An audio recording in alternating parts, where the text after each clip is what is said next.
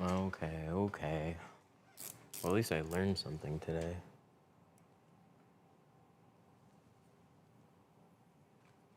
Stream crashed, but I isolated it. Finally. I actually never knew why it kept crashing before.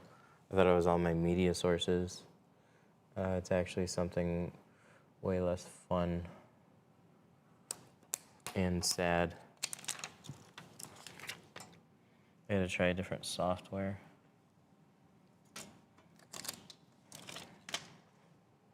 But I don't want to use a different software because it's probably not going to work as well, except for that crashing issue.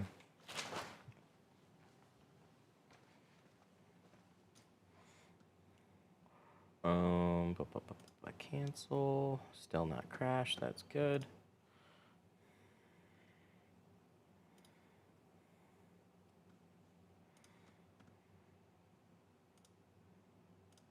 Activate, that looks good. And then we're gonna select live sources, activate. That's not a Grand Cherokee. Okay, so we got some tinkering to do.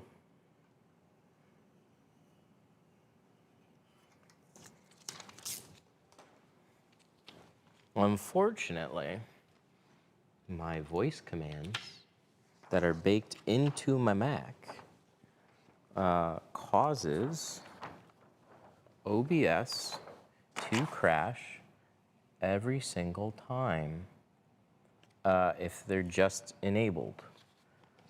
So that's a GPT question. And GPT is going to be like, oh yeah, that's a super common problem. This is what can happen and this will fix it. And you should be good to go. And then I'll try that fix.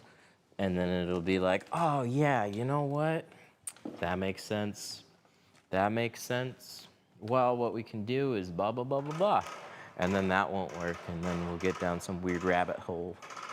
And then I'll just go buy a Windows PC.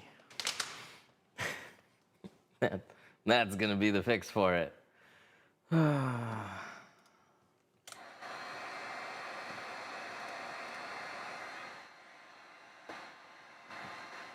Anybody want to watch Miss Rachel instead?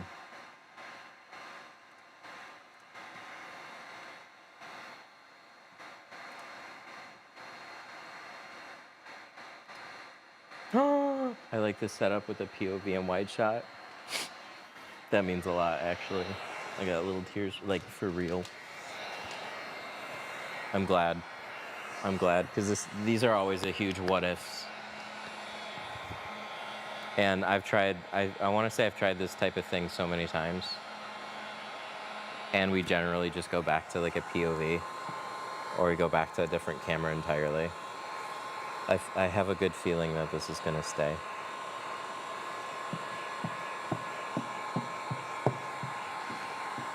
We got to do a little bit of camera switching.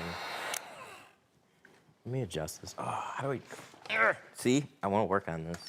I don't want to tint a car. I want to work on this. I gotta GPT something really quick.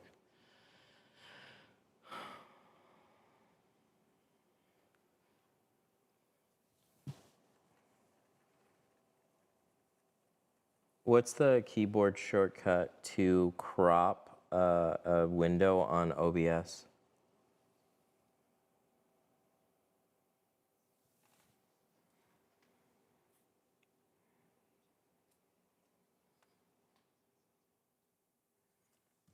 The Alt key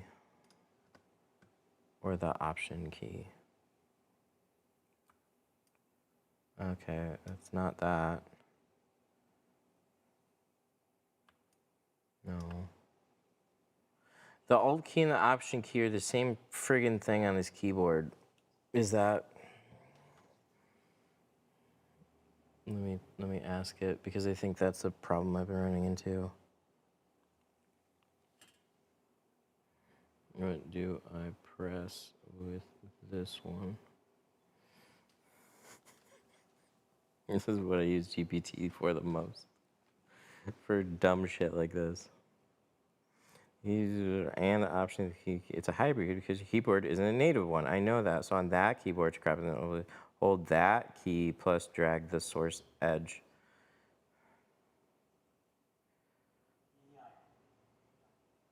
Crop in OBS. What? They're just telling me to hold that key. It's a hybrid key for keyboard isn't native to Mac. For the option key, crop the shortcut, use the option key / alt key. I did that, but it don't work. See this one, I want to take this, and then it's not doing it. It's just making it bigger. Ugh.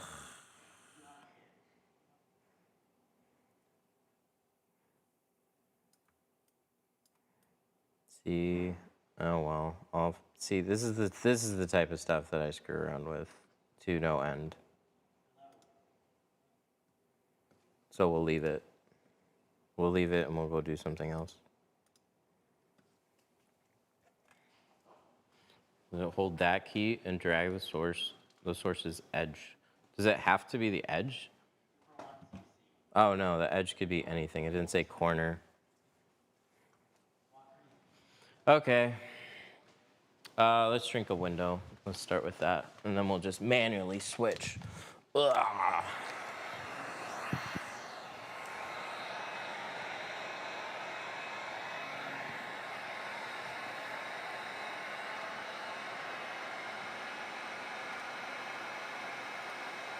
No, not display. Not display. Sound. AirPods.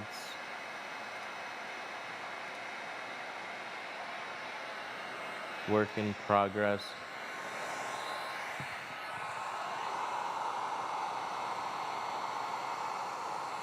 It's forever a work in progress. This doesn't stop.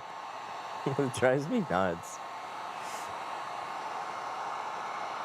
You know, for however many years that things actually progress, it's literally the exact same freaking issues over and over again. Something gets better, you want to do a thing, and then you run into the exact same types of issues that you ran into before. Things get better, repeat problems.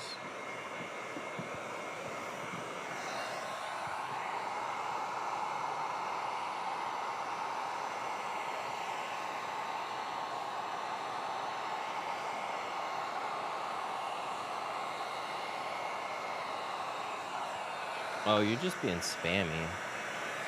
That's not fun. We don't like that. Hang on. I got a fix for that. I got a fix for that. There you are. And then...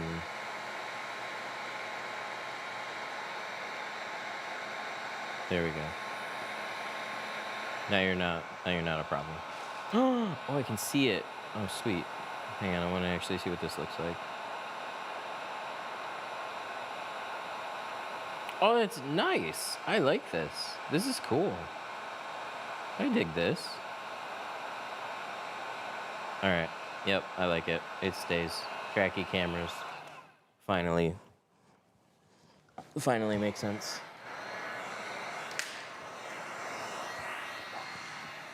You're very smart with the tech. It's always been a hobby. Tint has been my, like, unironically, Tint has been my outlet for technology.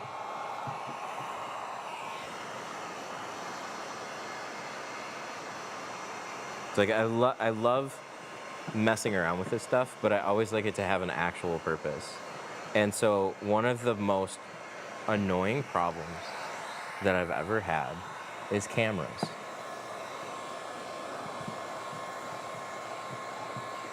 And I have tried so many different types of camera setups to make the quality better. I've always wanted some type of tracky camera, but it's usually been we do a POV or we do some type of tracking, and then the tracking stops tracking. Because you're getting in a car, you're walking around the car. There's no perfect angle. The perfect angle is having somebody follow you with a camera the entire time. But I don't know. I've just never completely liked that. So,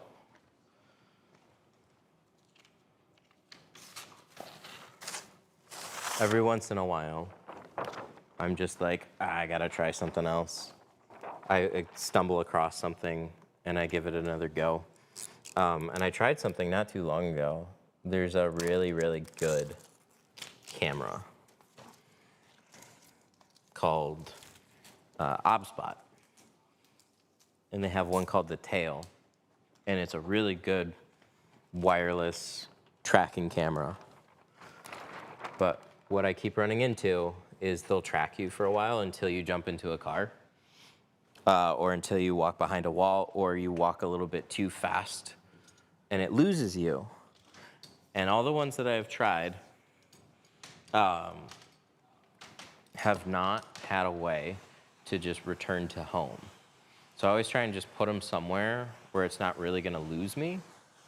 But then inevitably, I start working, and then it just doesn't work. It loses me again. And I'm like, ah, shit.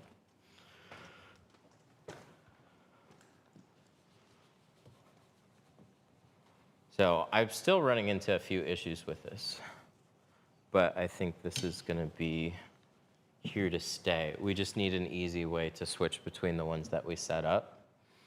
And I just ran into a Mac issue. So for whatever reason, if I have voice commands enabled, anytime I switch scenes, it crashes my streaming software. That's not a good problem to have. That was happening before with some other stuff that I was doing, but I didn't know what was causing it. It was just crashing. I couldn't figure it out, but I just figured it out. It's crashing because voice commands. So either it's got a really good way, or GPT or Gemini is gonna have a real awesome thing that I can try that's gonna fix it, or I'm gonna have to try making it more complicated so I can just switch between them, because I think voice commands are gonna be the way to go. Or I'm gonna have to use a different streaming software, which also might do the same thing, I don't know.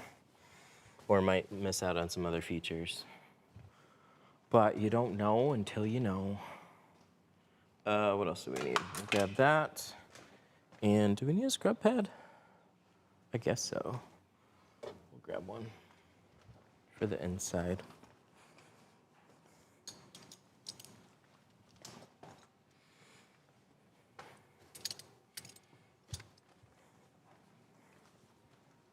I just switched from film and vinyl designs to core.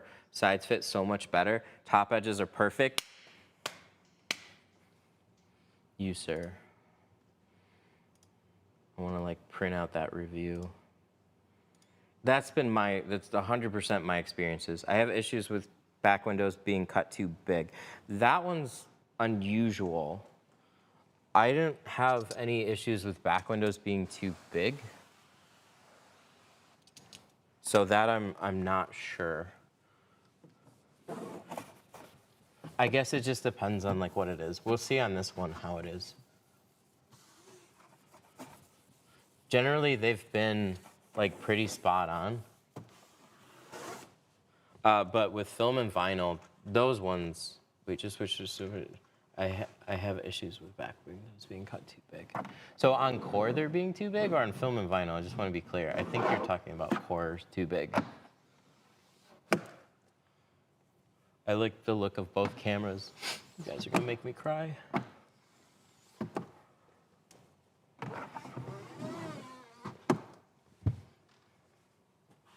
Thank you. I really appreciate hearing that. Most of what I try becomes too much. It just has to be seamless and work. And this actually seems like a good move. You get both. You get an overview. Yes, I would like it to zoom in a little bit better. Yes, I would like it to be a little bit better and clearer. But I think we're good enough to where it stays for now. And then it's only gonna get better. But yeah, you get to see stuff like this better. Do you still have the party fog feature? I do. We gotta figure out, I probably gotta have an electrician come out. But then he's probably gonna tell me I gotta get a brand new panel and rewire this whole freaking place. Because 2 fog machines causes quite a few circuit breakers to pop. And then also our shirt press and heat guns and classes, and like, so we just have a lot of a lot of things that cause it. So it sits up there for now, unused, but one of these days we'll bring it back.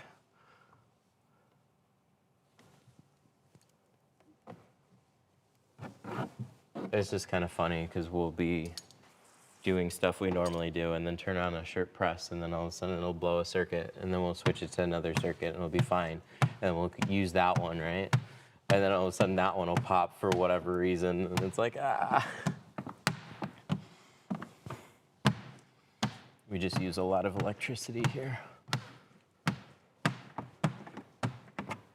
I need some dedicated circuits for the lights. I know that's just a big one. Some of the lights are on their own circuit. Some of them are connected to outlets you wouldn't think they're connected to. And you're like, oh, okay. I guess that's fine. What's the temp? New York is dropping fast? Oh yeah, we're no better. Look, this is my daughter. The face is great. Every time I unlock my phone, I see this.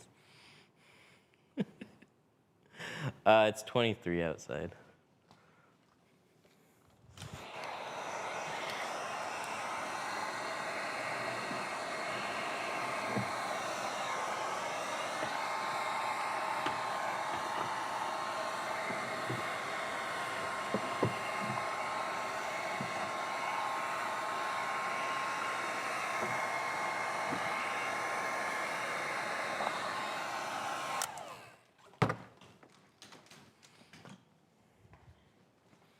How do you like the Meta glasses?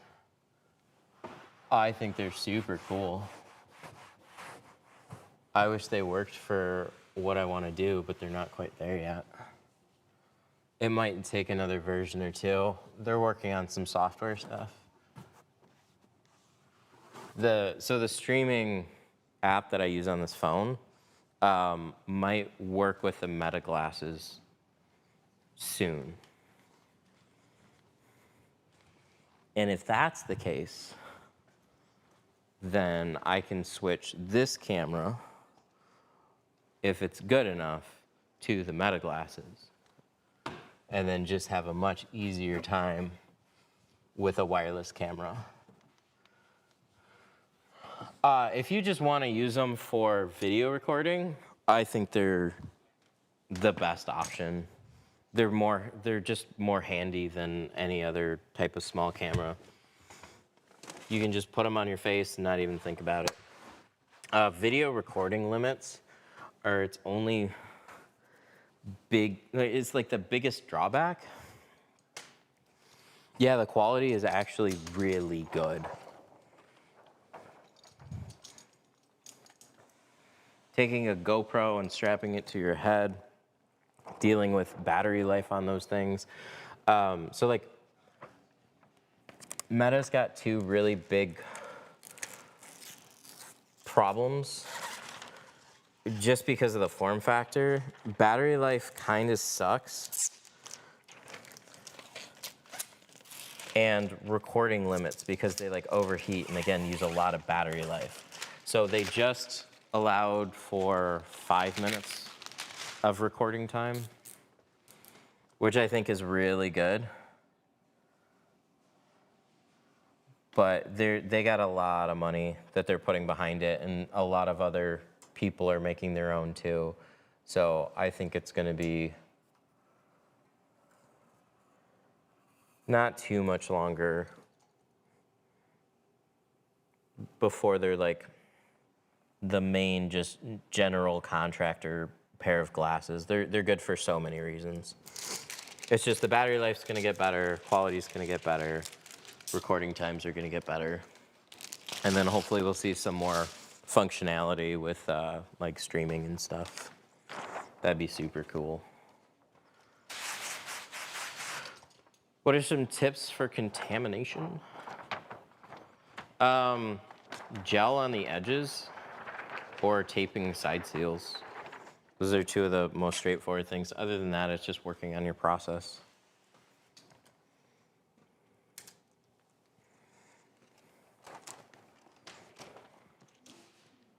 Okay, which way did I cut these out? At an angle? Oh no, it's at the top and the bottom. Really? I'm not doing it out the sides. I gotta shrink this out the top and the bottom.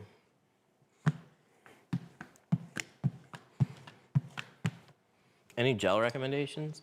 I've only tried these two, and I like both of them. Important Sauce and Instagel. Important Sauce is a little thicker, and that's really good for areas with extra dirt and things that you're fighting against. Instagel is good for most situations.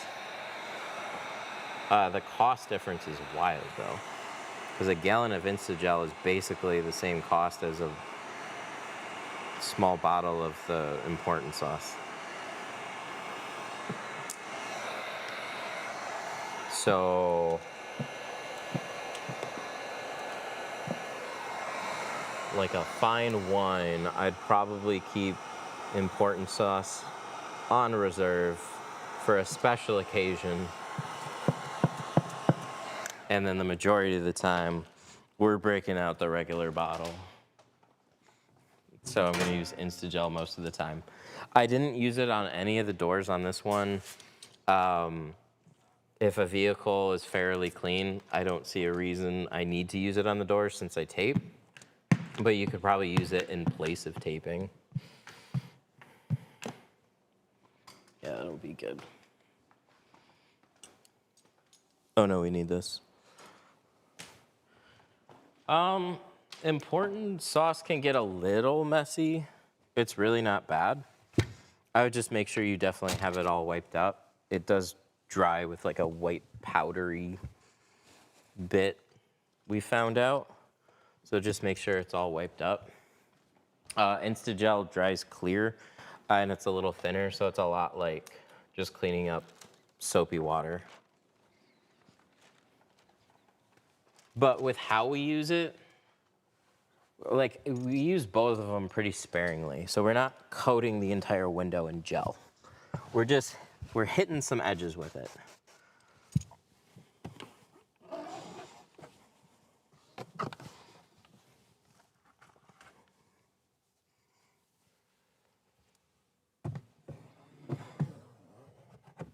What's the best way to get old bubbly tint off? Definitely search some videos on tint removals. They're gonna help far more. But a steamer, especially in the colder months or cloudy, a steamer is gonna make your life a lot easier. Then you need some scrub pads and some adhesive remover that's good for window films. I just made videos. A lot of other tinters have made really good videos. Look up like the regular full-length videos though. The short videos kind of cut a bunch of information out.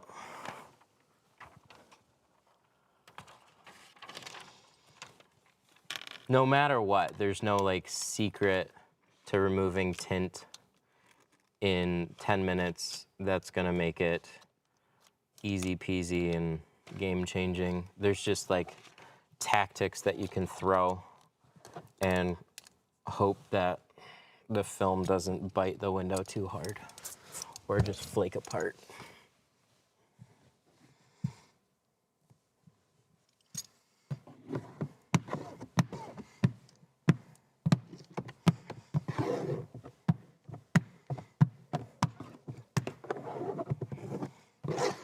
I'd say that quarter window was a little big. But also this paneling cuts in here quite a bit.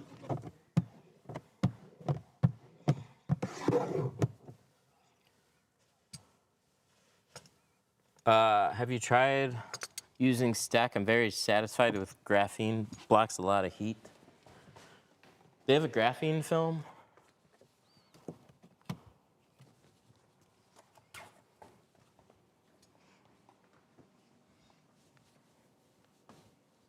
I tell you, if that's the case, and it looks well and it lasts, I feel like that would be a fun frontier for a little bit.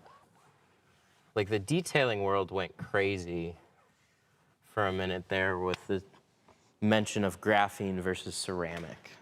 And there was a lot of hot debates about how graphene is so much better and, oh, it's actually just hype and blah, blah, blah. So for tint, I feel like it'd be the same thing, but I don't know. But I bet you could market it that way. Ooh, everybody's got ceramic. We have the newest graphene, and then everybody else is like, wait, what? So you might get some more jobs that way. It's always fun to have something unique to compete. They have it in clear, and the clear one blocks more than the 15% ceramic. All right. See, that sounds interesting. I might have to give them a call.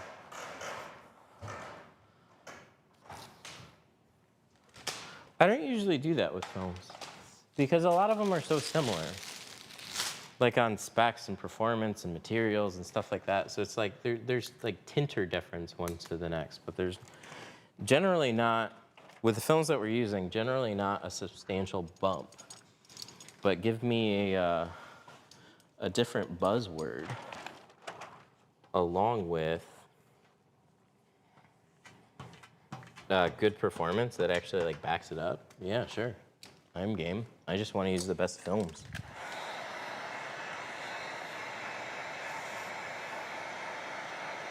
Ever use high tech? Not under high tech. So technically no, but they're a global distributor and they own Tint Depot. So like, yes.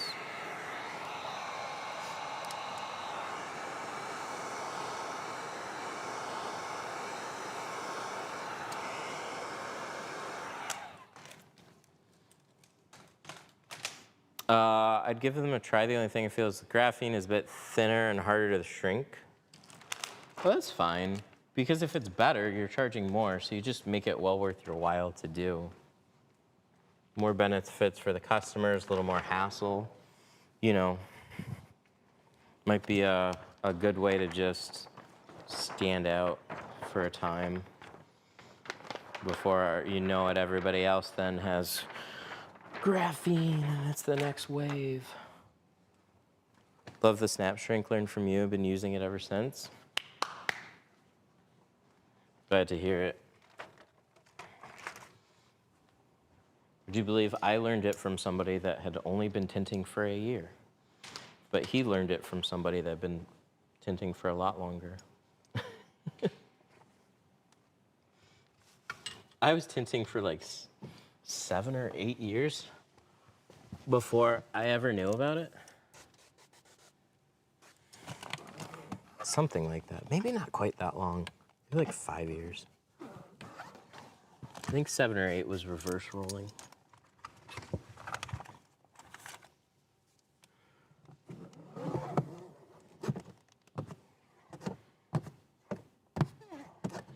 It's quicker, it's better, and there's less steps.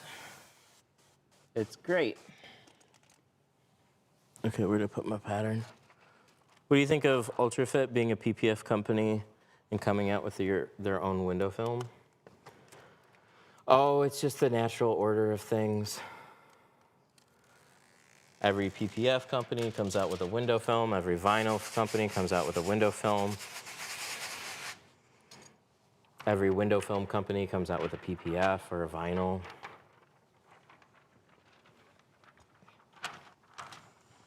So you're starting to see like why I don't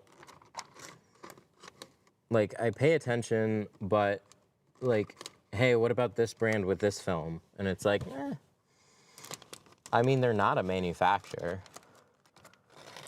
They're a brand. And so whatever they're getting is probably gonna be very similar to insert other brands that are in their similar competitive range. So there might be some things that I've just completely overlooked. But, like, I don't know. I don't know what UltraFit is doing. But every single company that's in one thing looks at all the other things and they start to build up a brand. I mean, GeoShield's not a PPF company. They have a PPF. They have a few different PPFs, and they've got into a few different finishes and some black versions.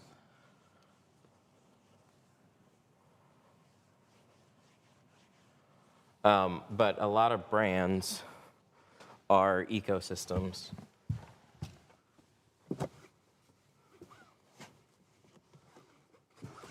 So they have a customer base, people that like their films are inevitably going to use, like a percentage of them are inevitably going to use those products. So it makes sense.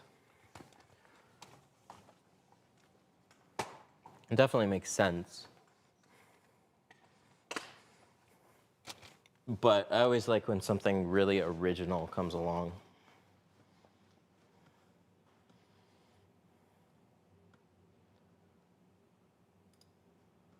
So like when somebody mentioned stack with a graphene film, it's like, oh, okay, cool. We got something actual different to look at. All right, let me finish cleaning up the back of this. Then we'll move over to the windshield. That's all prepped.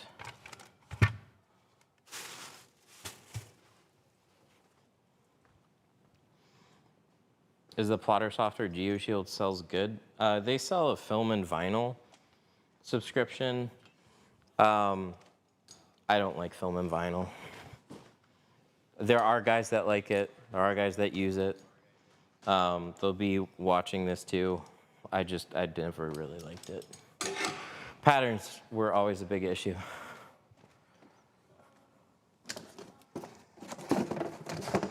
Okay, so these can go back. And we got to grab a 50%. So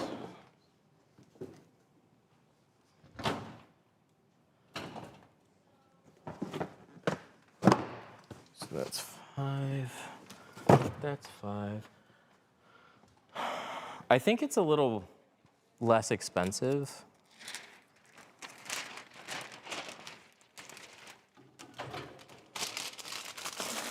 But yeah, same price, I think, whether you buy it from them or whether you buy it directly from Film and Vinyl, but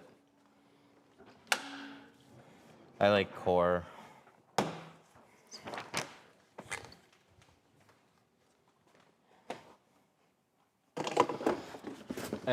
Okay, at what point in the business journey do you think it would be smart to start hiring employees? I feel like training would be a struggle and patience. Yep, that's the hardest thing to hire for.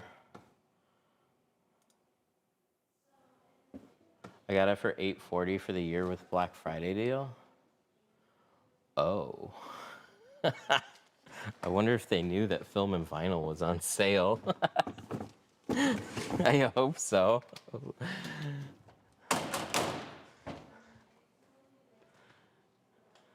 Dang. Oh, wait, I was supposed to grab a 50. Where's my 50? Oh, I just put a roll in front of it. That's where. It's in the back. It's in the back. This one. This is my 50.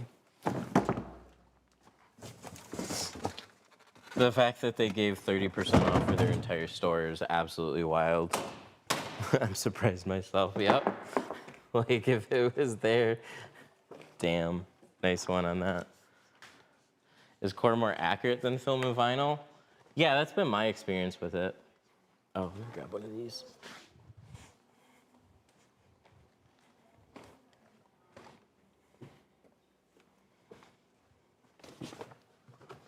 With snap shrinking?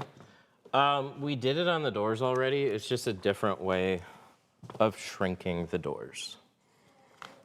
So instead of shrinking individual fingers, you're lifting the bottom edge of the film and shrinking it all at one time.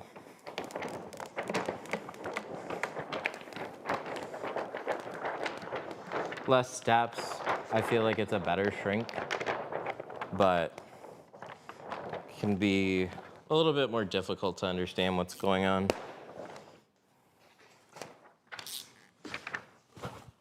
What quality of film best matches factory? So you said quality, but I'm assuming that means percentage. In most cases, it's going to be around 20%. This Jeep metered at 28. So closest I have would be 35 on here. But there can be a little bit of protection in the glass. So as far as like film types go, it'd be more in line with like a carbon film.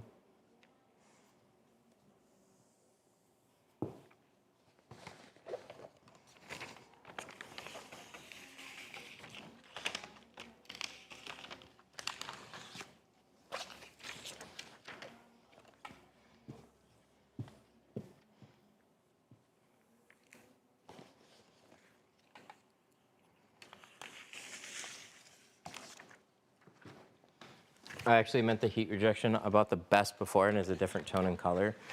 Color is completely different. Color tones on everybody's ceramics can be different. GeoShield has some that are neutral. They have some that are more brown. XPAL XR Plus is very blue. Like, color tones are all over the place. So factory just depends on the manufacturer. Some lean greenish yellow, some lean neutral, some have a slight tan look to them. Color is an absolute shit show. And it's really frustrating because you just have to literally,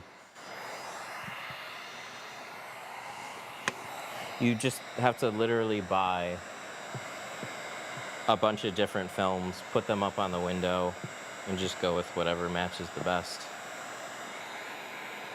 But you don't really get a color swatch ahead of time. You just get as close as you can. Just booked a vehicle with you, hoping to be there tomorrow. Front plus windshield. Oh, nice. That's super cool. Garage, Sierra garage, shit. That's cool. Can you look at my garage door?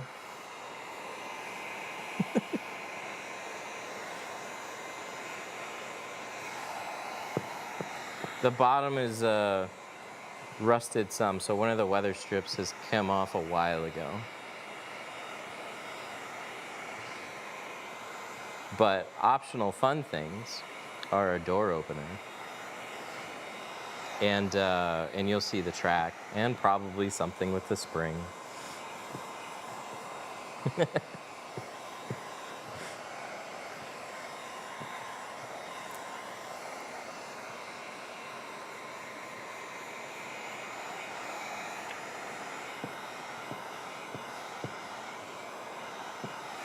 What vehicle are we tinting tomorrow?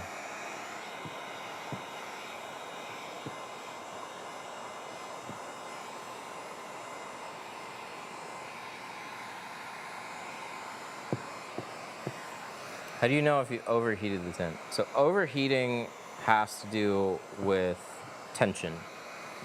I mean, there's the obvious things where you can clearly see a burn, but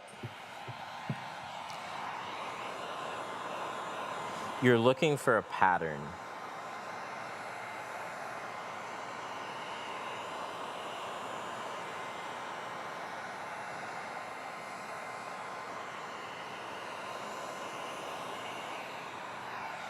F-250 2026. Oh, nice.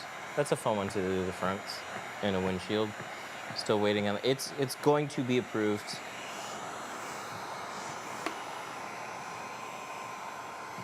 I just gotta click the button.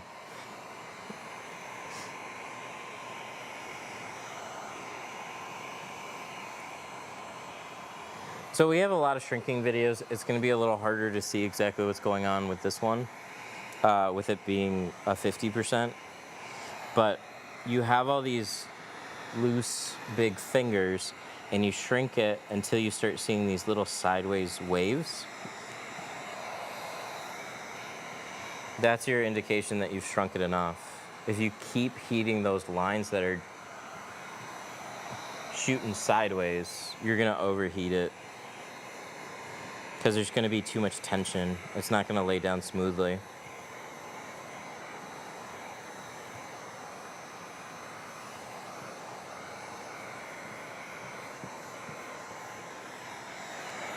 I would have creased it already. I've creased film plenty of times. You just get used to what to look for. So we have classes that we do once a month. Shrinking is one of my favorite things to teach, because there's so many little like aha moments for people. You're just looking for patterns. You can go a little bit at a time. You can take as much time as you want. But shrinking is just forcing people to understand a few simple rules and patterns to look for.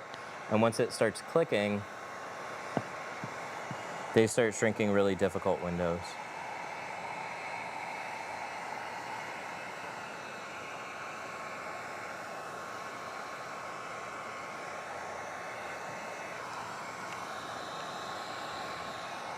Do you like tint gels, or do you stick with soap and water?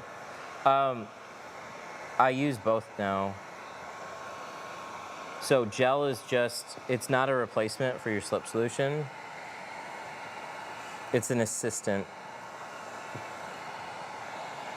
So you just use it on the edges, especially windshields, to basically stop dirt from running back in. So around the mirror area, around the side edges, anywhere where water typically drips back in, that can drag dirt back in. So it just helps keep everything that you've already cleaned, it helps it stay clean. You still spray the film with your slip solution, you still spray the glass with your slip solution. It's just something that you insert halfway through. So right after you clean the windows, I'll hit the edges with a gel, and then I'll use my slip solution like normal.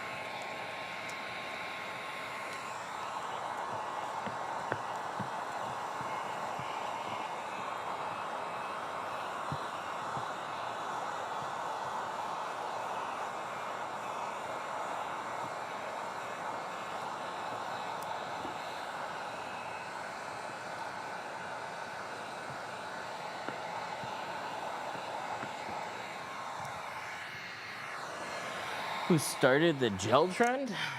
I think the guy that introduced this stuff really kicked it off. It's been a thing in PPF for a long time. We're just very simple-minded in window film. It's like an all or nothing type of thing. We're bottom loaders or top loaders. We shrink or we don't shrink.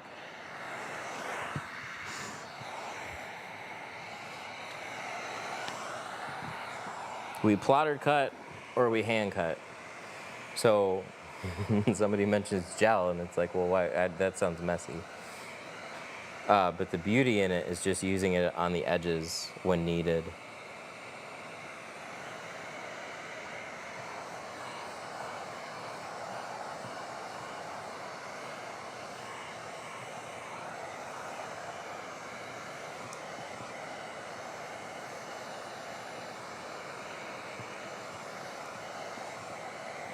But it's been such a helpful tool. I'm never not going to use it on a windshield. I may or may not use it on doors. I may or may not use it on a back window. But I'm always going to use it on a windshield.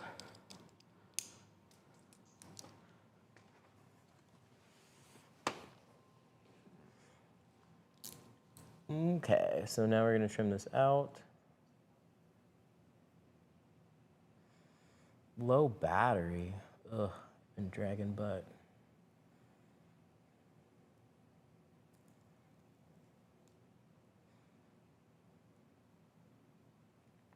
Do you cut above or below the white line?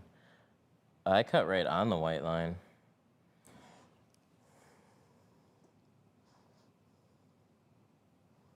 It keeps the blade off the glass. I mean, I can see the outline pretty well at 50% with a white towel.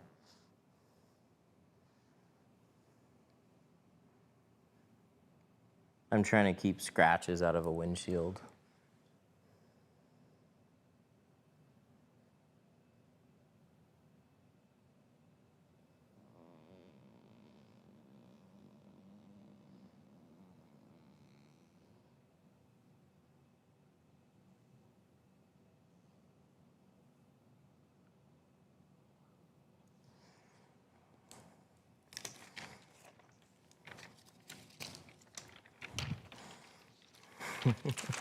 The tint looks thicker than I buy at AutoZone. Probably is. Here, this is like one of those scary. Like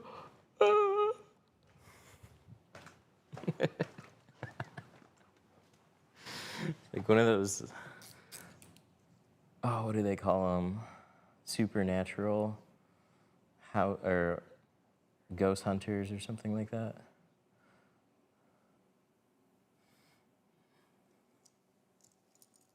That's what happens when I find a hair in my tint. Yes, the Blair Witch Project.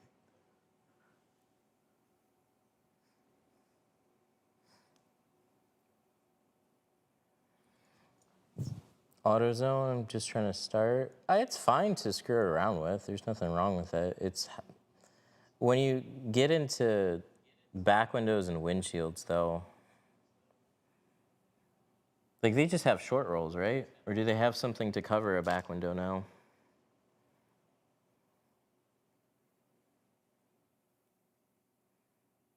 I haven't been in one in a long time, actually. Oh, just the short rolls still? I didn't know if the DIY tint section ever got bigger rolls. Yeah, it's perfectly fine. You can play around with doors and stuff like that. Like it's gonna feel a little flimsy. The adhesive's not super great. But just in using a professional film, it's not gonna make your life 100 times easier. Film is film. There's a learning curve to it all.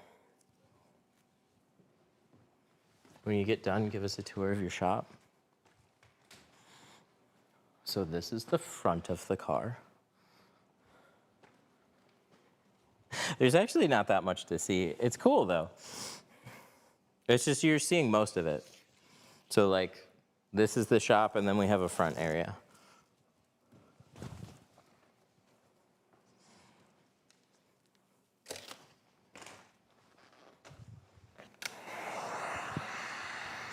Brother! I use GeoShield. Right now we're using their C2 ceramic.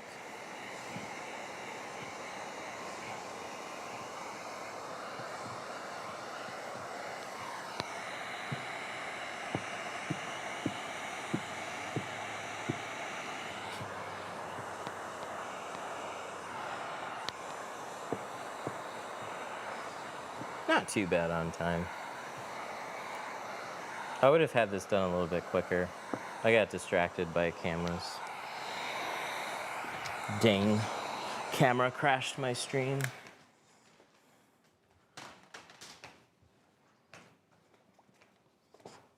Oh, it's there.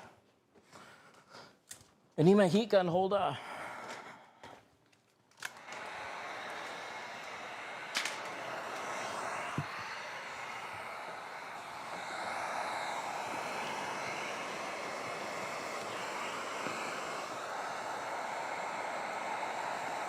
I want to see about taking the mirror off. Should be very similar to like the Rams. At least remove the housing will help a little bit.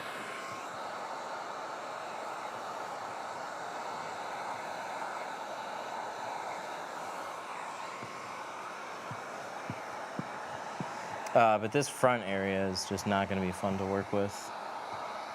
Why did they do this? Look at the dots. Look at how much space they don't have anymore. I don't remember Grand Cherokees ever being annoying like this. Look at that. Ugh. It's like such a weird design. Look at it, I just don't get why it exists. They put a dot matrix see-through area in a place that is just completely masked off by the rest of the dash. So you have like a teeny bit of space, but you can't, like what are you gonna clean in there? Like as a customer, what are you gonna clean there with? Nothing.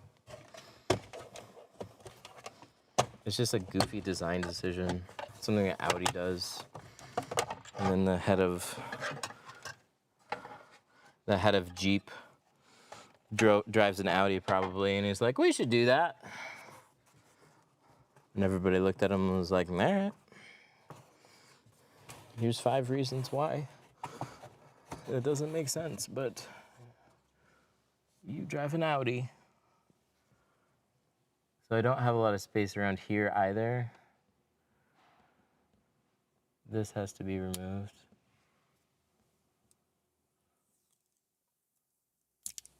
Ooh, nice. That's cool. That's probably for a radar detector or something. That's a clean way to put that up there.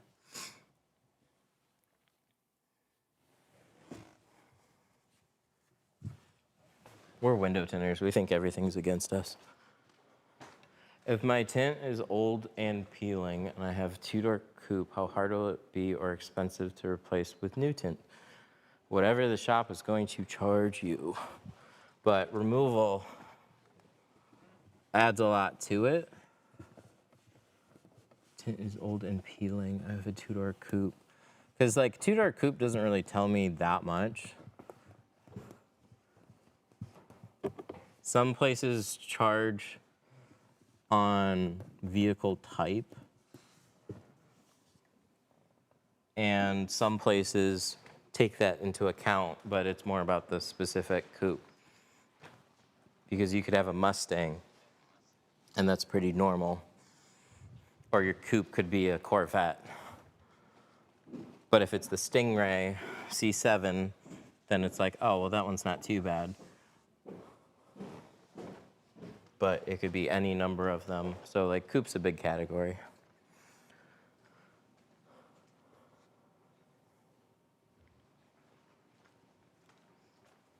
Ooh, ouch. Oh, I put it there, wow.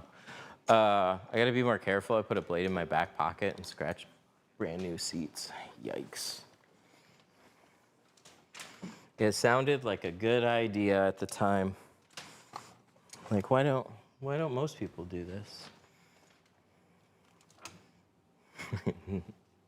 And then that happened. Yikes, that sucks.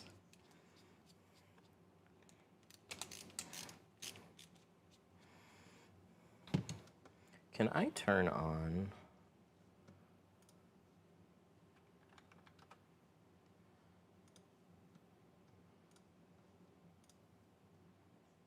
It was the fusion handle.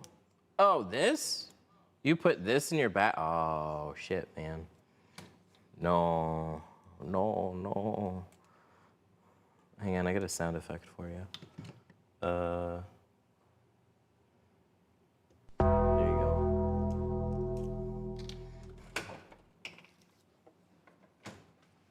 Can I put this on? Oh, I did put it on Smart Zoom. Okay, I don't really understand what Smart Zoom is. Yeah, you know what I do with these a lot of times? And you'll see me do it on this windshield. I'll put it facing up on the dash, and then I'll go squeegeeing with it, and I almost slice my wrist open.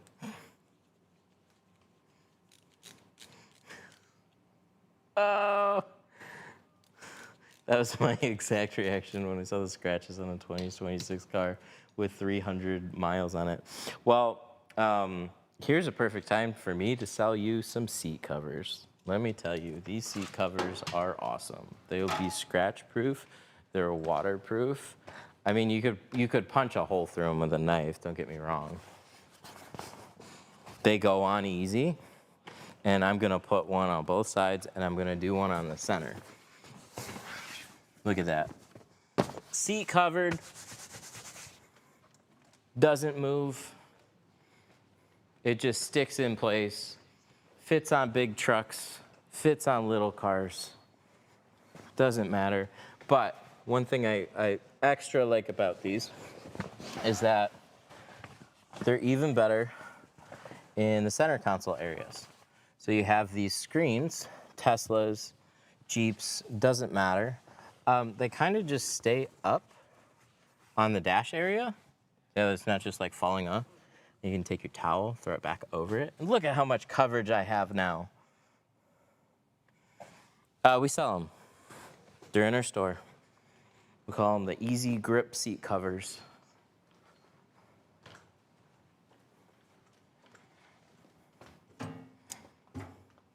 They're like $50 for a set or two. See, I can even take my tool belt, leave it there. I don't care. I'm not hurting anything. I know, it is a lot of coverage for 3 seat covers and a towel. It did not take long to put on there. So I always take a towel, tuck it into the front. And seats are one of those things where plastic seat covers, they just bunch up and they slide all over the place. And most seat covers, you know, you're wiggling your butt around, you're scooting around, they just keep moving. So these have been one of my favorite low-key products we sell. Like, I don't think most people know that we have seat covers, but they're pretty awesome. Is it annoying to work the neck mount? Oh yeah, it's stupid. I don't like it. I would rather have meta glasses if they worked for streaming. So one of these days, they'll get better, and I will use them in place of this hanging on my neck. I've used the GoPro, I've used other cameras. This all around works the best for me, for most things, but when it comes to actual installations on windshields and back windows, that's where I don't like this. See, I would take this and I'd leave this up, and then I go squeegee and it's like, swing. Oh, no. No.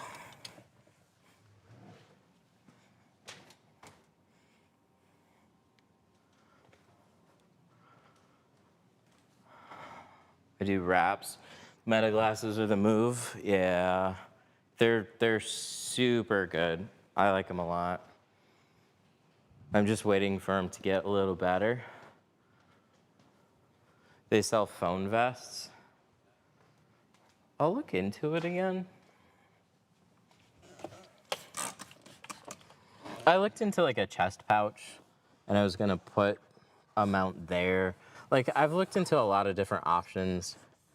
As far as phones go, iPhones work the best for streaming, just with the app that I use, or the app that I've had to use. Like, stabilization, like it's a mix. It's stabilization and it's just speed. Just stream speed, so we can get at least as good of quality as we can.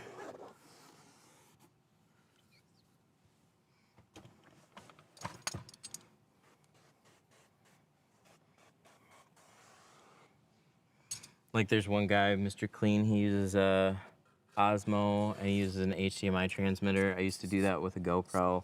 It's a very good way of doing it. It's just a bulkier setup.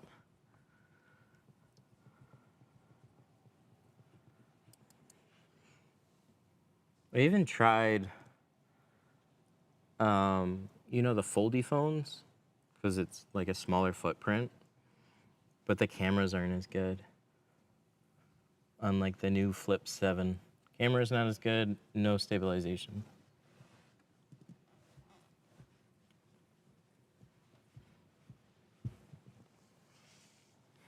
Don't you love looking at that towel?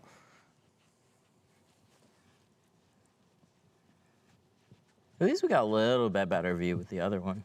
Or at least like you can kind of see something. Not just towel.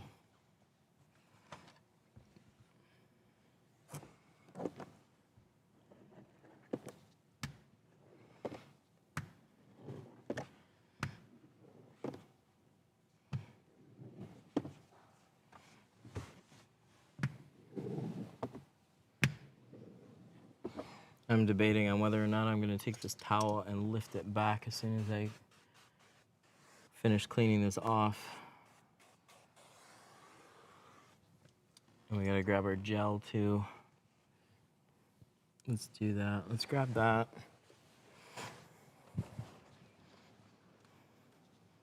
Because obviously you use a towel or a soak rope, but as soon as they start getting in the way, they're not as helpful.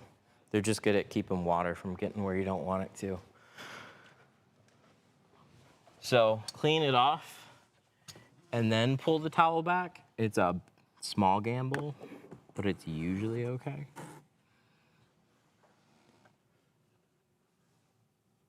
Generally what I do on Audis. Less happy about doing that on a Jeep. If there was a vehicle type that would go bad, it's generally a Chrysler.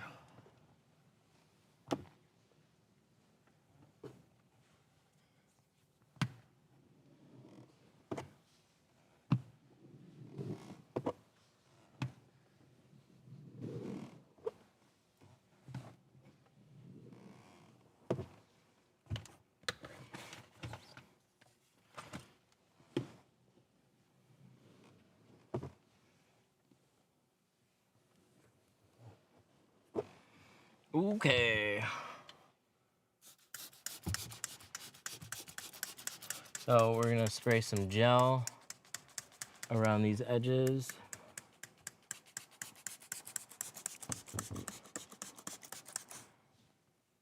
Bottom, I'm still gonna use my sprayer to just rinse, and then we're gonna coat the rest of the window.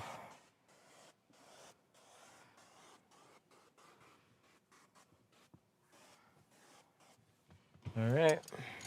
I should have got the sprayer on the other side of the car.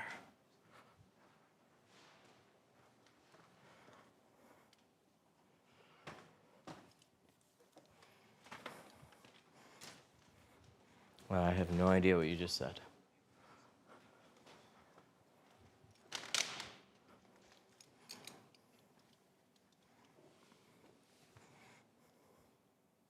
I keep creasing windshields, but I'm not trying to buy a tool every time I have a problem.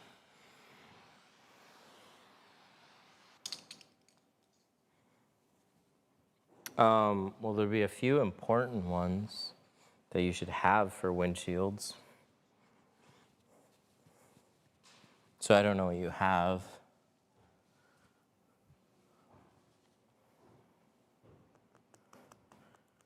But eventually you run out of tools that you need to buy, especially if you just get it to handle a specific problem.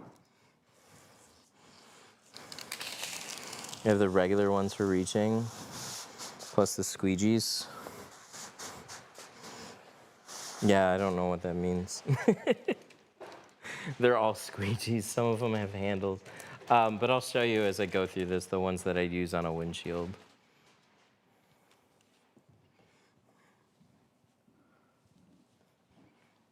There's a lot of alternative tools. Tint shop, I called one Tint my 2016 Ram windshield. Yeah, I would look for somebody else. It's very normal to hear. I'm sad that they haven't seen one of the quite a few videos that I've put out about how to tint those safely. Tinting Rams is perfectly fine. They either had a bad experience personally, and they're just like, it's just knowing what you, like what the issue is. So on a Ram, they're very known for water issues because people don't tuck towels into the dash. They don't cover up the BCM. They just tint. And then they have a problem and, oh shit, can't do those. Well, if you tint like a dumbass. What are we doing here? The windshield in 50. What air pressure is in the tank? 90.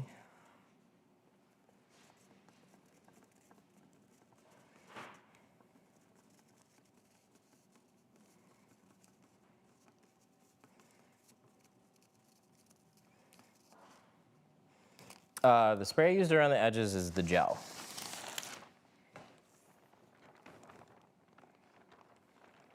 That is a product called Insta-Gel. And it's gonna help keep the edges clean.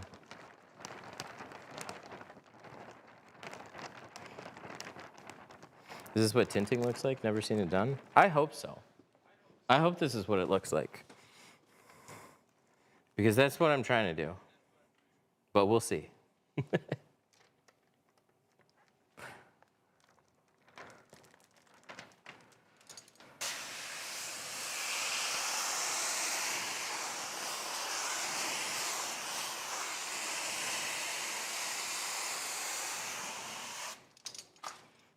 All right.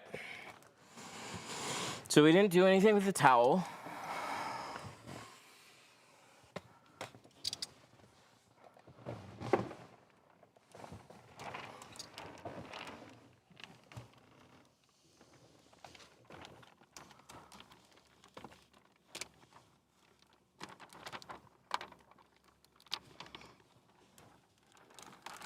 This is 50. 50 C2 ceramic. Do we decide to do this way late, or is this okay? I hope it's okay. We're taking a bit of a gamble now.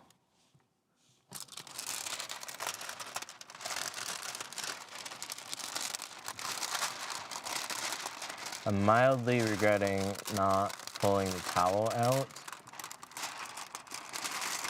So we hope it will be okay.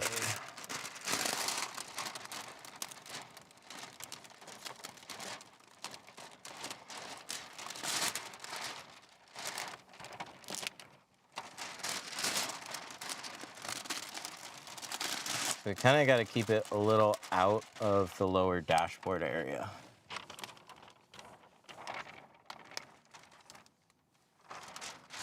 And that's really hard to do when the tint curves towards the dashboard.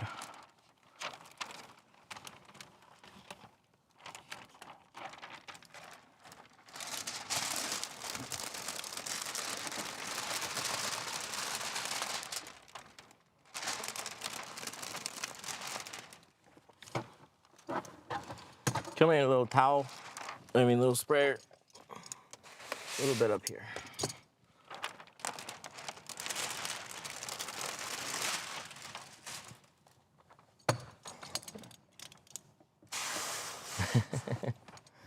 crinkling the film. Well, we kind of have to, like, that's why I don't like this lower area.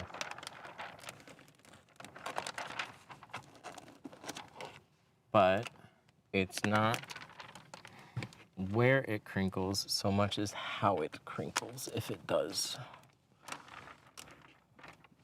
But that's what I mean by this towel kind of getting in our way. It's not giving us the space that we need to try and tuck this down to where it's then not in the way. So it's kind of making a decision between safety and install. And I hope our pattern's just not wide, but it might be a little bit.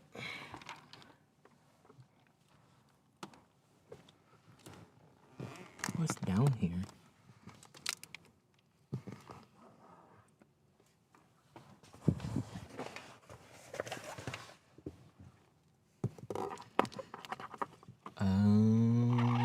You bastard.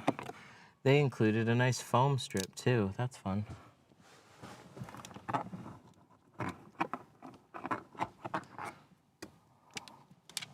No wonder. No wonder that was extra fun.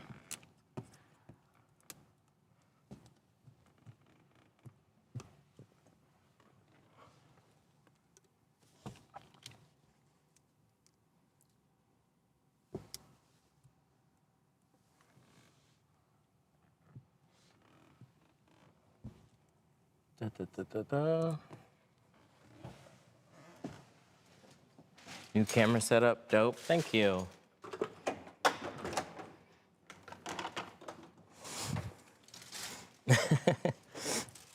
Would it dry fine if you didn't squeegee anything? No, it would dry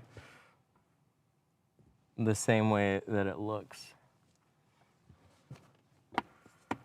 And it would take much longer to do it. The problem is air.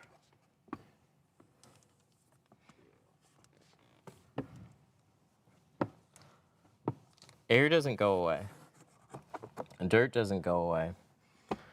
Water will eventually evaporate.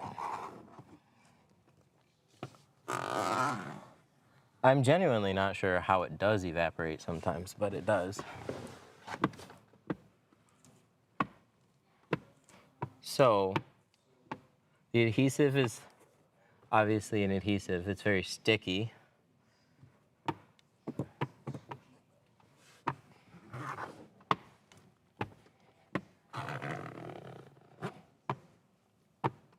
And you use the water, because like if you, okay, so if you just take a piece of film, you throw it on the window, what's it gonna do? Like with no water, no soap, it's just sticking. And what you're seeing is a bunch of trapped air bubbles. So soapy water essentially just helps you fan out the film and get rid of all the air bubbles.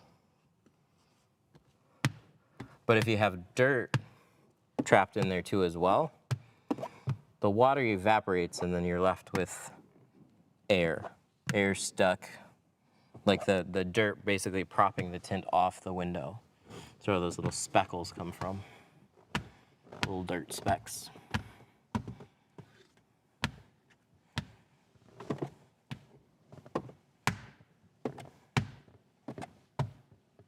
This squeegee,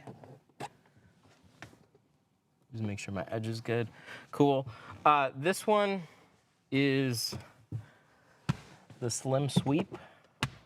It's nothing terribly fancy. It's essentially a putty knife. No, what is it? I forgot what it's called. It's just a big paddle, and then we put a, we have a few different ones. This was early. This was like a squeegee tape, and then we've put like a suede one on the final one.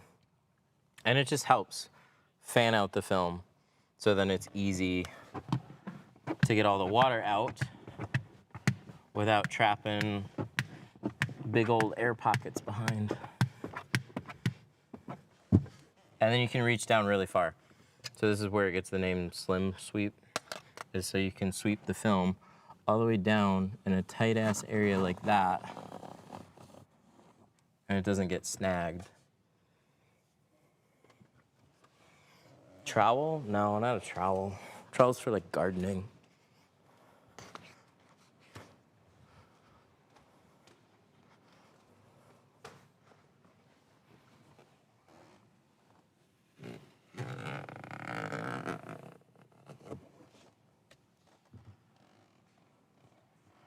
Putty spreader, something like that.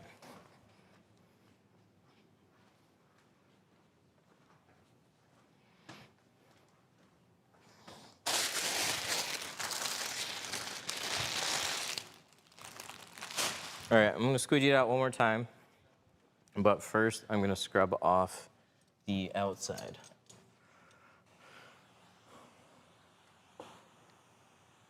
And I'm gonna miss where I left my Libman squeegee because that helps so much.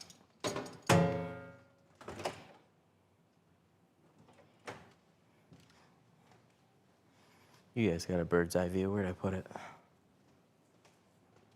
Nowhere. I put it nowhere. Oh, there it is. Figures.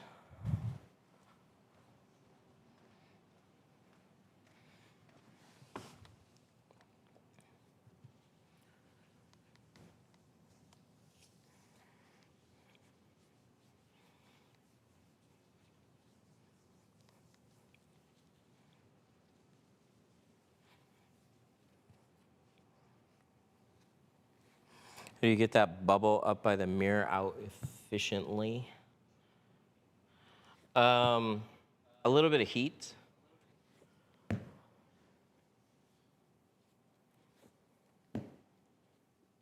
That I had more to do with not quite shrinking very evenly around that spot because the tape was there too. So it just could have been done a little bit smoother.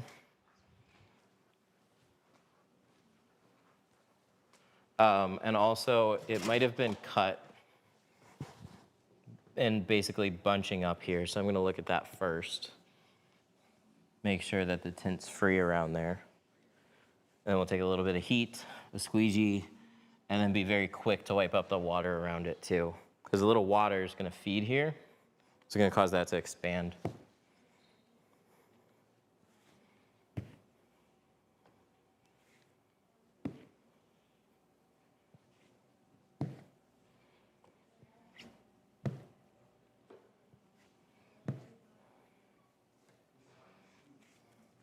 But first, what I'll do is just try and sweep it out. If it doesn't lay down, I'm not going to keep trying to squeegee it until it goes away.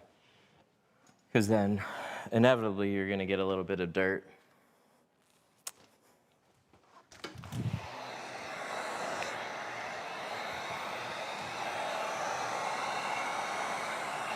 We got a towel, heat gun, and so I'm not trying to shrink this.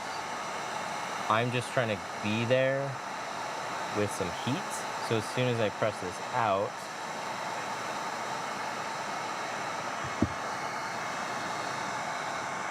it's a mix of things. This should be back a little bit farther.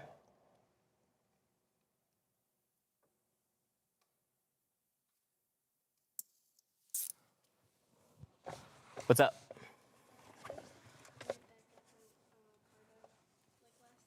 Okay. And there's like a lot of streaks like in the middle front windshield. Okay. I don't know if you want to take a look at it before I schedule him for like Yeah. 3 minutes. Yeah, I definitely want to see it.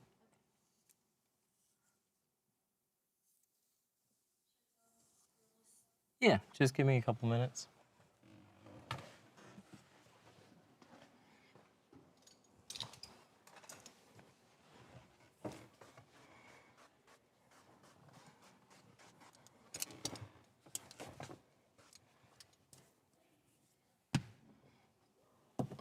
How dare you leave streaks?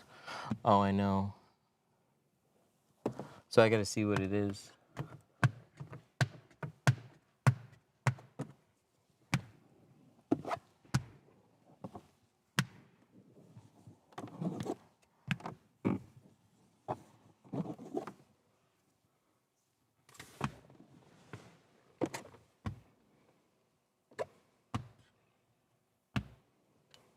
The camera's not gonna reach that far.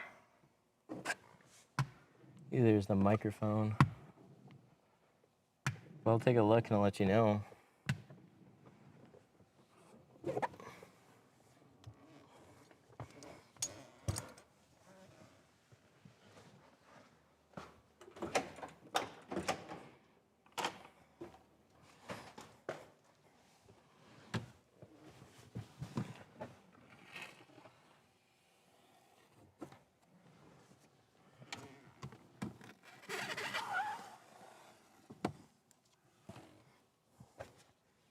Foam. I didn't know I was dealing with foam. I missed that. I didn't notice it because I can't see down there. So why would you put dots and foam? Weird.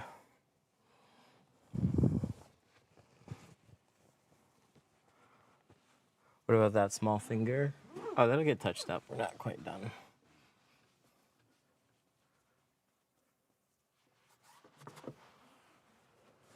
Let's get all the major stuff done, and then we get the little things. So any little finger that's like sitting there on the edge, there's water that sits in here, and it kind of feeds back into the film. So again, it's kind of a mix of how it was shrunk, this plastic edge that likes to hold some extra water.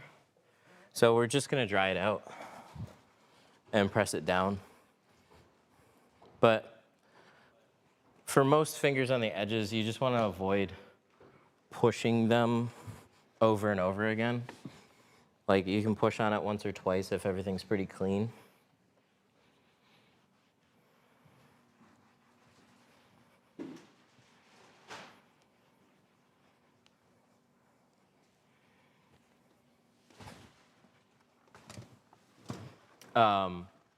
But yeah, it looks like it comes back, so we want to dry it a little bit more and then press it down.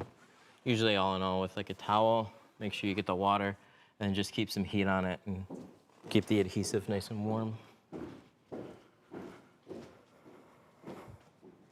So let's grab a new one. Is Lumar cheaper? No. Lumar's like 75 to 100% more expensive. And I'm not like, the product's not giving me any significant results. Like over the films I'm using now.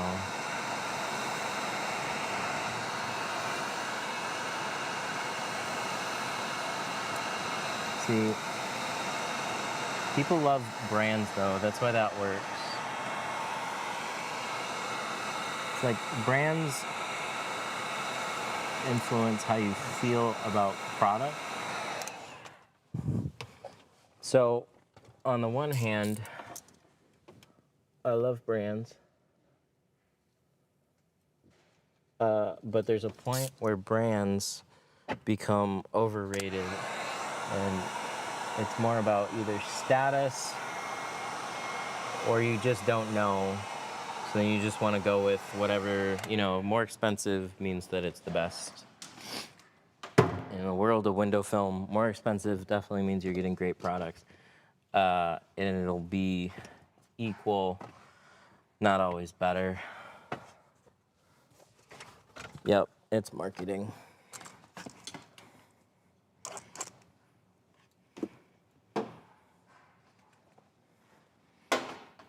I mean, you see it in just about everything. What makes a $3,000 bag worth $3,000 versus the one that's made of the same thing with the same type of stitching for $400 or $500? Like there's a point where you're not paying for materials, you're strictly paying for brand. And so if those brands work for you and bring you more business and get you higher paying jobs, they're 100% worth it. But if they're just so you feel better or your customer feels a little better, but you're really charging about the same, there's no point in overpaying for film.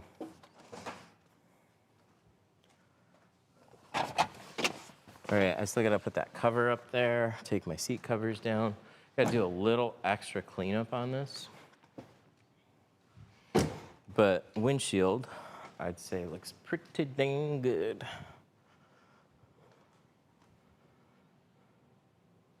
Turned out nice. All right, I'll be right back. I don't know. Oh, you guys don't have much battery on this anyways. Here, I'm gonna put you here. You can wireless charge on that.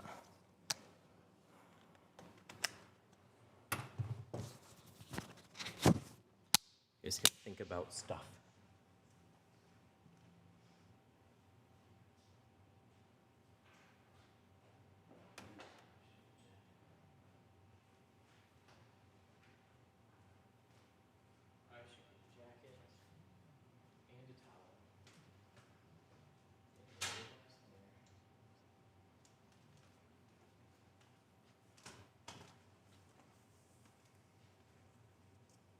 You leave water spots on the hood and the roof.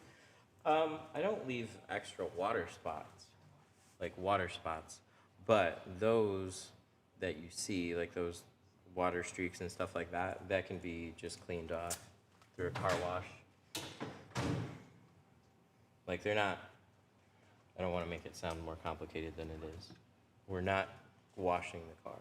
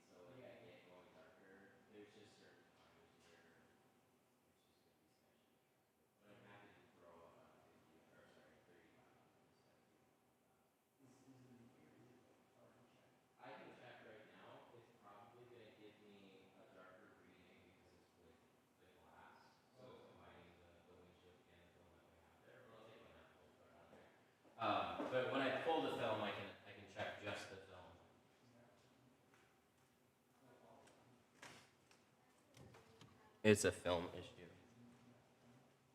Pro Classic.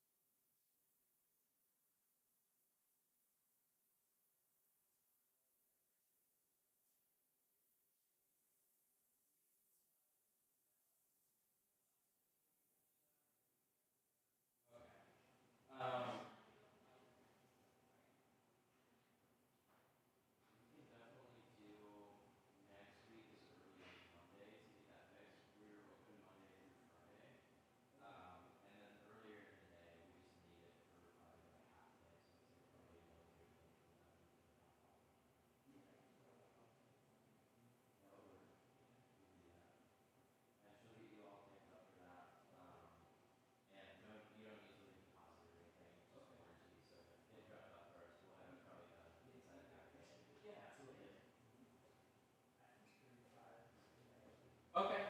You can think about it now in between that too. 35 will be a little less hassle, for sure. You're welcome. Just make sure she takes down your jigsaw though real quick, and then. Okay. Yeah, yeah, that's a good. That's good. Yeah, I have on a invoice from 2024. I have a windshield that is it's got like these even distortion lines that go straight up through on an Audi A4 of all things. Yay. So that's going to be a fun thing I got to redo on Monday. Digging the split screen. Thank you.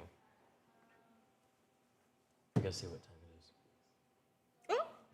This is my reaction when I saw the windshield. Oh! I love it. It's so funny. All right. I want to see if there's anything I can do about this stream quick too, but I'm gonna finish wrapping this up.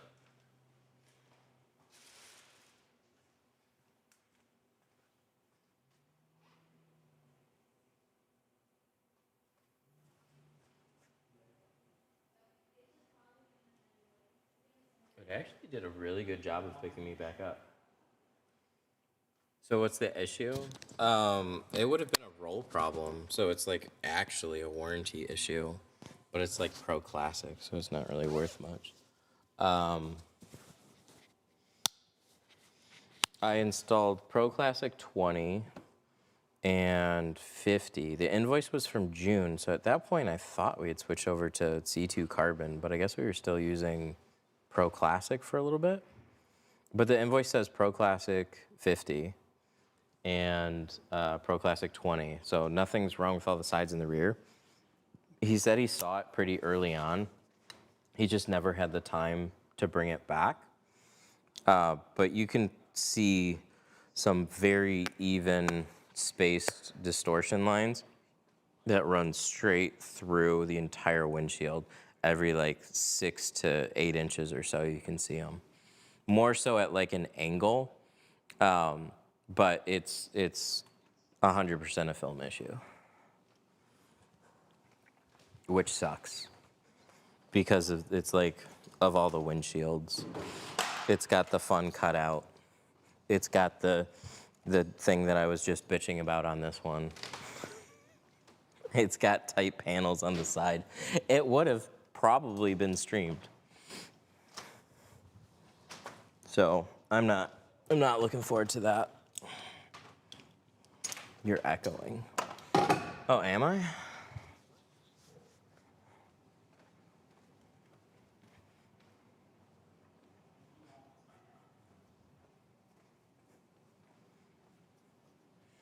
It was my end. You guys. You're so quick to blame me.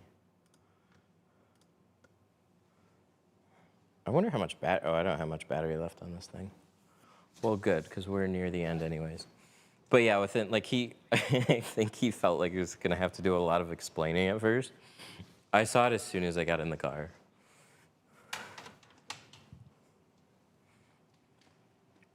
I like got in the car and I'm like, it's like even distortion lines, and he's like, yes. I'm like, don't worry, I see it. I'm not gonna try and pretend I don't see it and blah, blah, blah, blah, blah. No, that's a film issue. I'm tinting for 6 months. What's the most important things I need right now? I don't know what you have. You need everything. Look up tools I need to tint a door window. Look up tools I need to tint a back window. I've got videos that kind of cover that type of stuff. But I try and give some good breakdowns on what you need.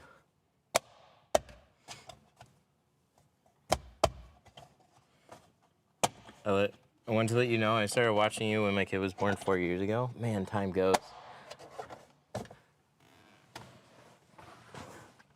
My kid just turned 5. Oh, there we go. Online classes, this is as online class as we get, and to be honest, there's not anything better. There is one called Tint School Online that has like a dedicated course that breaks things down a little bit more, but there's nothing that you don't see from watching these. These are literally start to finish cars, a huge variety of them. Ask whatever questions, but we don't do anything behind. We don't have any classes behind paywalls and stuff. Not because I hate those, but these just make more sense. What program is best to use with a plotter? I use Core. Core's been my favorite.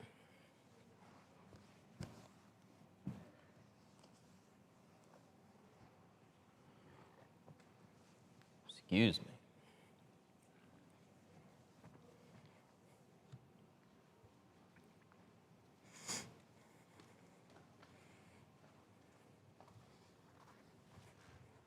Core just has the best patterns.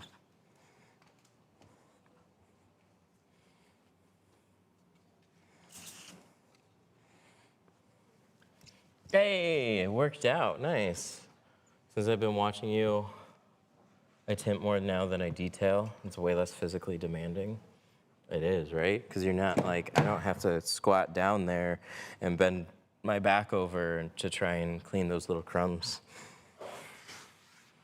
And tinting, you stay pretty clean.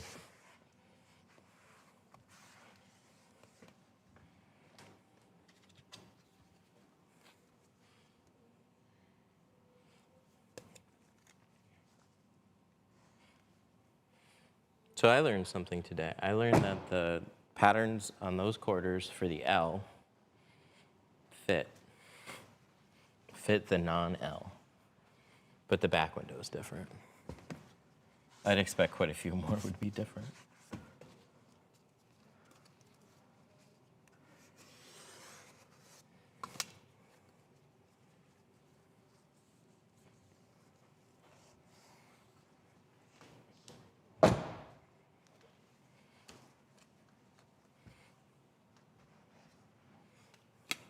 Look at that. Look at how good that tracking camera is. Flawless.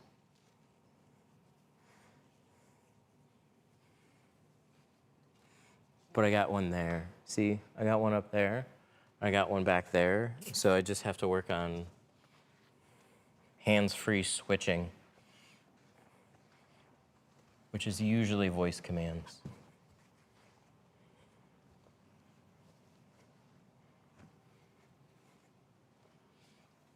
But that turned out to be more of a hassle than I thought it would be. Apparently it doesn't like scene switching. So every time I switch scenes with my software open, it crashes.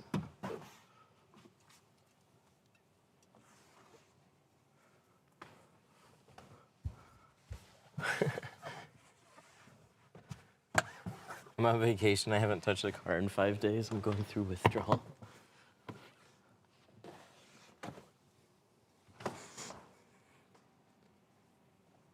Try going 6 weeks.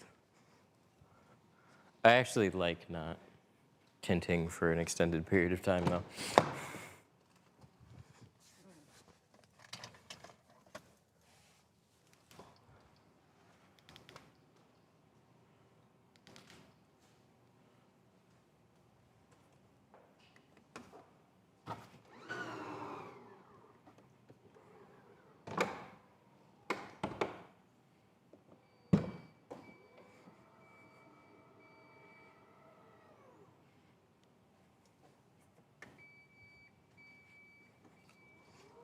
I got tired. I fell asleep.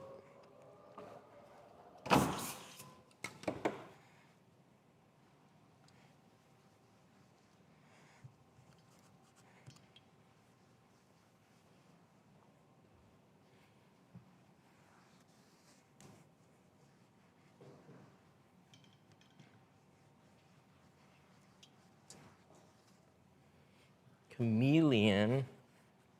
Chameleon's cool. The rules are per state. No states allow chameleon. I mean, some states you might be, like it might be a gray area where you might get hassled for it, but it might technically be legal. But, yeah, generally not allowed to have it. And every state's different.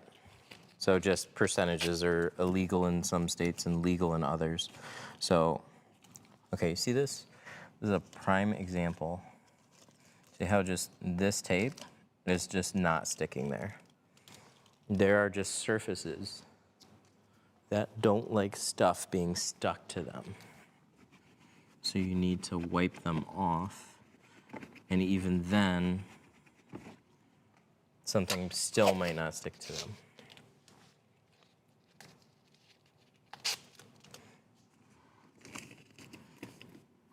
Better. So I think the same type of thing can happen on the edges of like windshields. Where like most of the time you don't have an issue and then all of a sudden you just have that one thing and that one windshield and now tint's not sticking to the edges and it's curling back. See, even this. Annoying.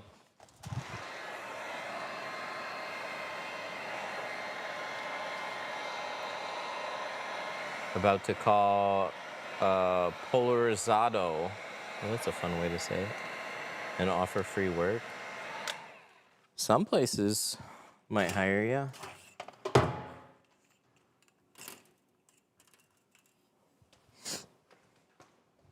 Busy places are always looking for good, ambitious people. It's a tricky trade to kind of get into. There's no just, I want to get a job here, or if I go through X tutorial, then I will be a window tinter. It's different for everybody. It's just a skilled trade. And the people that take, like, it's frustrating to learn. People take time to learn it. They're not necessarily good at teaching it and don't necessarily want to. Because why? Why would I want to teach more people in my area unless they're directly helping me?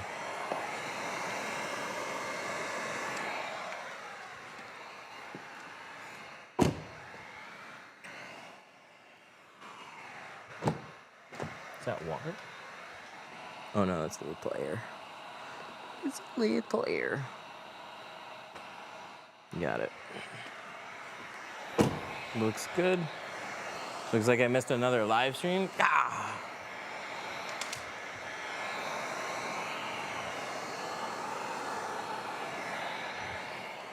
If they happen, generally sometime starting in the morning. It's when we try and book everybody, is starting around 10.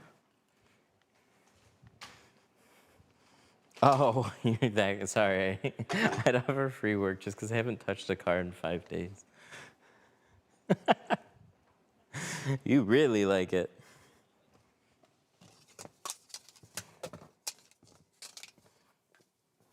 It's funny.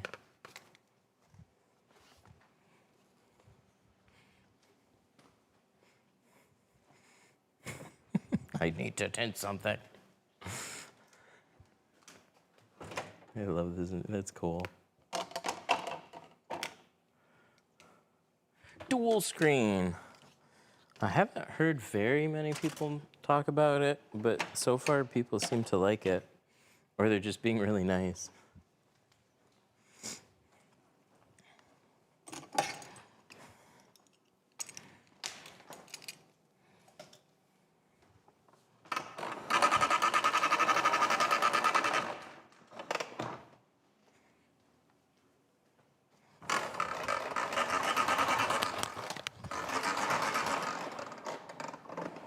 It's a security camera. I have a few of them. I'll give you a close-up, though. You guys are right there. It's that one.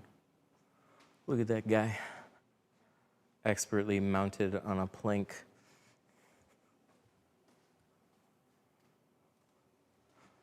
So I've got a few of them. The next stream should have my camera switcher all sorted, but I got that one. I got this one. So like you guys are over there.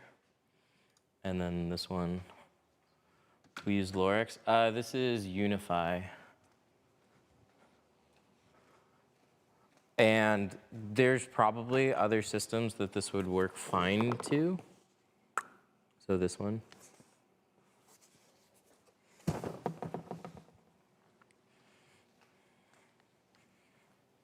They're really good at tracking, and they always have a home base. So for example, if I'm on camera 2, right? Camera 2 actually picked me up. But if I duck behind the car, and there's no motion detected, right? So then it should go back, zoom out, and then, you know, I would then walk around this side, right? There we go. That's what makes this work really well. So I'd imagine there's probably a handful of other systems that'll work very similar to this one.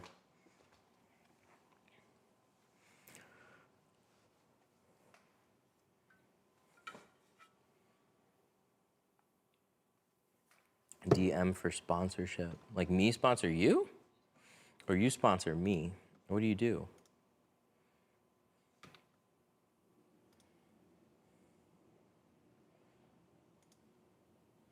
Oh, I've developed some stuff and looking for a humble influencer. We haven't taken a sponsor for anything in a while. What do you do?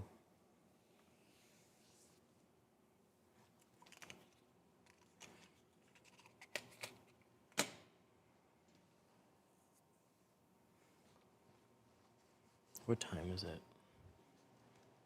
2:20.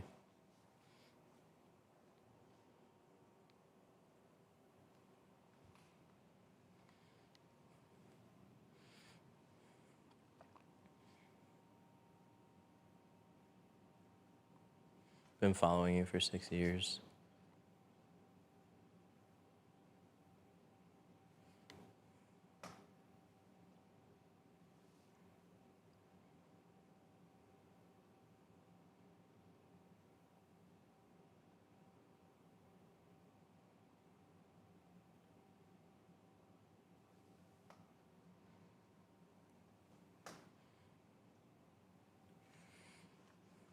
All right. Jeep's all set. Do you want to let him know?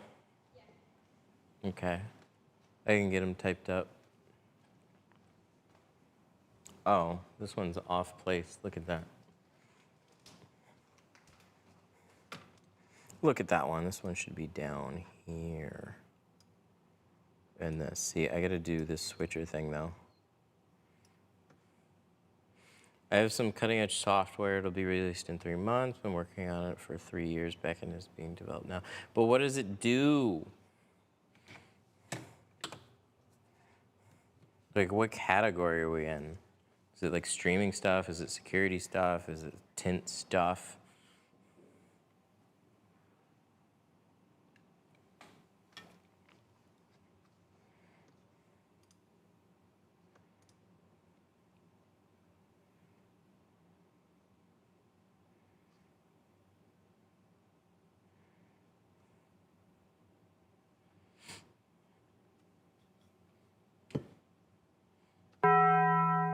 Dong. All right.